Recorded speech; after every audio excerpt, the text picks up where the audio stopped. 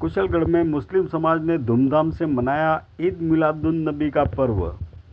कुशलगढ़ में आज मुस्लिम समाज ने पैगंबर हजरत मोहम्मद साहब के जन्मदिन पर ईद मिलादुन्नबी का पर्व परंपरागत तरीके से मनाया। मुस्लिम समाज की ओर से जामा मस्जिद से बैंड बाजों के साथ जुलूस निकाला गया। जुलूस में बड़ी संख्या में मुस्लिम समाज के लोग शामिल हुए।